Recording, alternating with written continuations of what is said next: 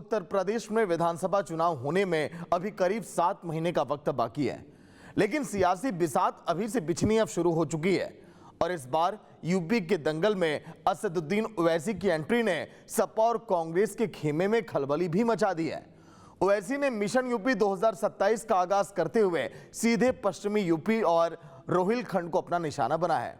ओवैसी का यह दांव सपा कांग्रेस के मुस्लिम वोट बैंक में बड़ी सेंध लगा सकता है। ओवैसी की पार्टी AIMIM ने अपनी पूरी ताकत अब झोंक दी है। देखिए आप।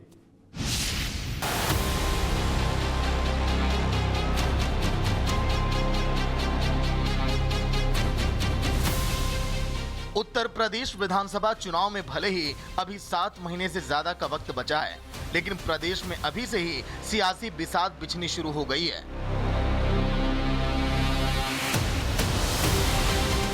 बीजेपी जहां अपनी जमीन और मजबूत करने में जुटी है, तो वहीं समाजवादी पार्टी और कांग्रेस भी मिलकर रणनीतियां बनाने में लगी हैं।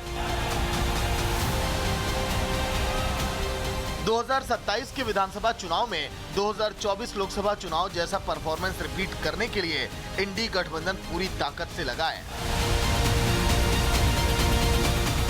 लेकिन इस बीच असदुद्दीन ओवैसी की यूपी में एंट्री ने एक बार फिर सबका समीकरण हिला दिया है। यूपी में ओवैसी का फैक्टर कितना चलेगा, ये तो चुनाव के परिणाम ही बताएंगे, लेकिन ओवैसी के आने से विपक्षी दलों की धड़कनें जरूर बढ़ गई हैं।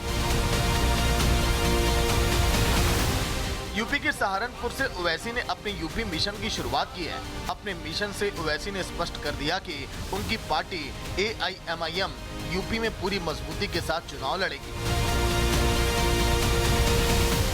ओवैसी को लेकर ये सवाल नहीं है कि उनकी पार्टी यूपी में कितनी सीटों पर जीत दर्ज करेगी। बड़ा सवाल यह है कि अगर उनकी पार्टी मजबूती से ग्राउंड पर उतरती है तो सबसे ज्यादा वोट किस पार्टी के कटेंगे, किस पार्टी का समीकरण बदलेगा, किसकी सीटों पर ज्यादा असर पड़ेगा। मुस्लिम वोट कटा तो इंडी गठबंधन की मुश्किलें बढ़ेंगी। क्या बिहार की तरह विपक्ष का सूपड़ा साफ हो जाएगा?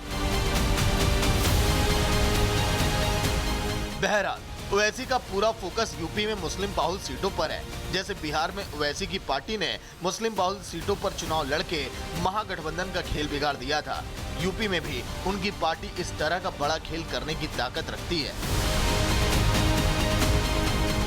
उत्तर प्रदेश में करीब 100 सीटें ऐसी हैं जहां मुस्लिम वोट निर्णायक है। इसमें करीब 70 सीटें तो ऐसी हैं जहां मुसलमान जीत और हार का अंतर सीधे सीधे तय करते हैं। 2027 में मुसलमानों का बड़ा तबका अगर ओवैसी की पार्टी की तरफ शिफ्ट होता है तो जाहिर है कि इससे महागठबंधन को बड़ा झटका लगेगा और इसका सीधा फायदा बीजेपी अलायंस को होगा। हालांकि देखने वाली बात होगी कि आखिरी वक्त में मुसलमान क्या फैसला करता है। Bureau report, Republic Bharat.